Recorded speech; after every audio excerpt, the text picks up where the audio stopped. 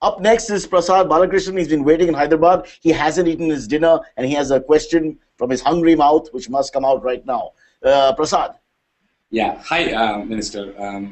To start with, I really appreciate some of the stuff that you're doing out there with your job fair initiatives and your soccer talent and cricket talent hunt and the youth empowerment.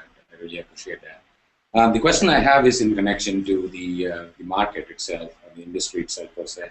A lot of the initiatives and talk that's going on today on taking IT to the next level requires a lot of developmental talent that needs to come out of the college, and also the senior talent that needs to be retained back in India.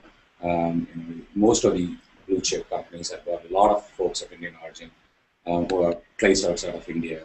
And then the college kids who are coming out of their degree courses, and the requirement at the corporate level, there's a big gap, what the industry requires versus what is actually fed in. The corporate itself is unknown to a fresher coming in. What, in your opinion, or how in your opinion is that, sir, that you're thinking that this gap can be reduced to an extent that it benefits both the employer and the employee? Well, Prasad, I think this question doesn't only relate to the IT sector. It relates to the entire job market in our country. That there is a mismatch between the formal education one receives and what they require to become employable. And one very noteworthy initiative by this government and the Prime Minister, who's personally monitoring this initiative, is the National Skills Mission.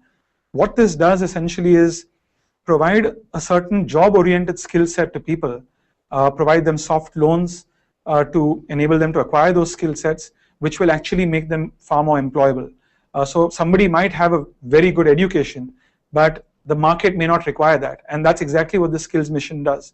And fortunately, the person who's heading this Skills Mission at a Government of India level is none other than Mr. Ramudarai, who, as you know, was the head of TCS, which is the biggest IT services company in India today, Tata Consultancy Services. So I'm sure in the IT sector, he would know best how to bridge that mismatch between what a student aspiring to work in an IT company, the skills that he has acquired and the skills that he needs to acquire. He's working towards that. He knows the industry better than anyone does. And I believe, and I've seen it in my own experience in Mumbai, for instance, and in other cities, the National Skills Mission is working very well to get people employed, to ensure that they acquire those skills that will allow them to get a job as soon as they go out and graduate from their universities. So it's something which doesn't only relate to this department or to this sector, and it's something that's happening across all sectors in India today. Okay. Prasad, any follow-up from your side? Just one follow-up. The Skills Mission is a wonderful thing. Just the follow-up would be, what about the senior level talent pool where we need to basically bring back the talent which have migrated outside of India back to running these projects, which are like really big initiatives, need really good senior people. Well, I think that will only happen, Prasad, when you look at the IT BPO industry today, which is close to a $100 billion industry. It's still heavily reliant on exports. But only a small part of that industry's revenues come from the domestic industry. And as the share of that improves, I think that's when you'll see the reverse brain drain happening in India. And I think the last few years have been difficult for the IT BPO industry in India, because countries that we export software services to have been reeling under a recession, a global downturn.